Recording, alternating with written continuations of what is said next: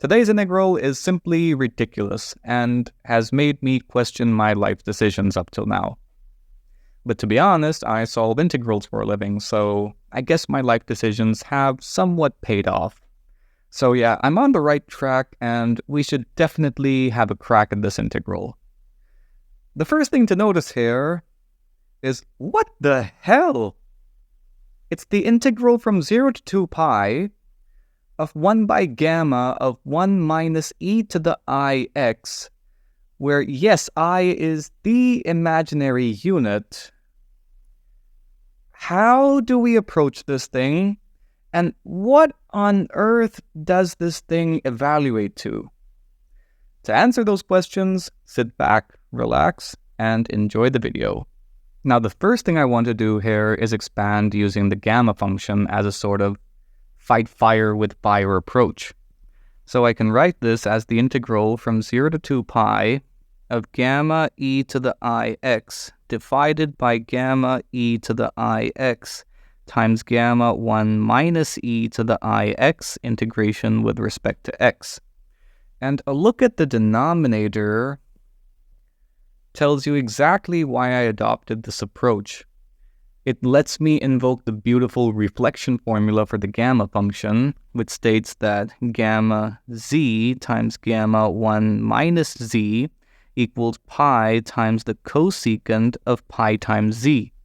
So that means the integral I is the integral from 0 to 2 pi of gamma e to the ix divided by pi times the cosecant of pi times e to the ix integration with respect to x.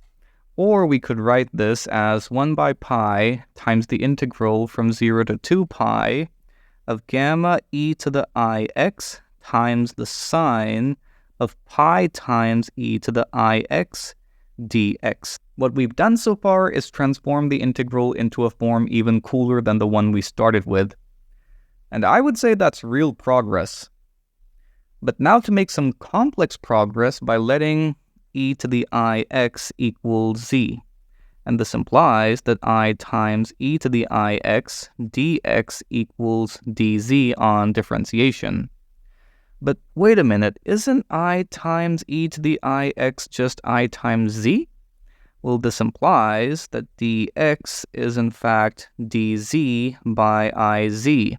And all of this implies that my target integral I transforms into 1 by pi times the other constant I times the integral of gamma z times the sine of pi times z divided by z dz. But what am I integrating over? To answer that question, we need to take a look at our transformation equation, e to the ix equals z. Now, x here varies from 0 to 2 pi, meaning that the function e to the ix will trace out a unit circle centered at the origin in the complex plane. So let me just draw that. We have the complex plane with the real and imaginary axes, and the function e to the ix will trace out the unit circle centered at the origin.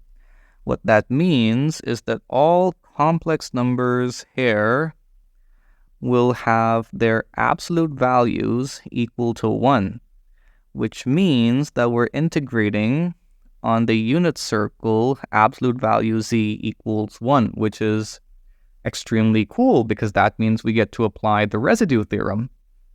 But before we apply that overpowered tool, we need to make one check. Notice that as we traverse the unit circle, we also cross z equal to -1, which is problematic because each negative integer and 0 is a simple pole of the gamma function. Thankfully, we have the sine function being multiplied to it, and z equal to -1 means that we have sine of -pi, which is 0. So -1 is a simple 0 of the sine function, and that sort of cancels out the simple pole of the gamma function. And by that, I mean the limit of this thing as z tends to -1 exists. Okay, cool. So everything's okay on the contour, meaning that we can apply the residue theorem. So we have the target integral I equal to 1 by pi times I. And for the integral, we have 2 pi I times the sum of residues of the function gamma z times sine of pi z divided by z enclosed by our contour. Okay, so we have some nice cancellation. And for the residues, there's only one residue to calculate here because there is only one pole to worry about, and that is z equal to 0, which is a simple pole for the gamma function.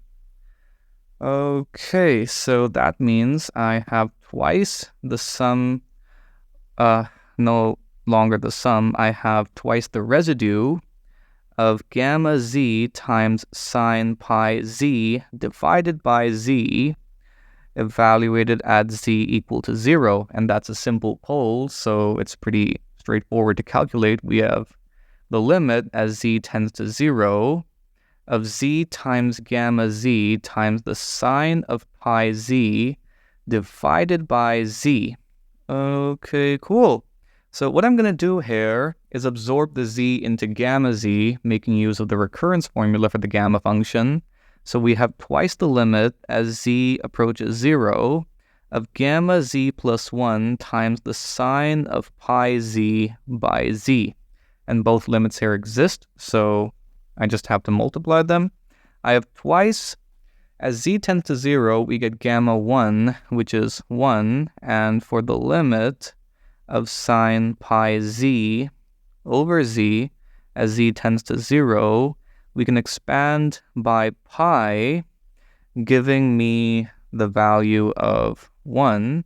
So all of this means that the integral from 0 to 2 pi of dx by gamma 1 minus e to the ix equals 2 pi, which is just amazing. This is beautiful.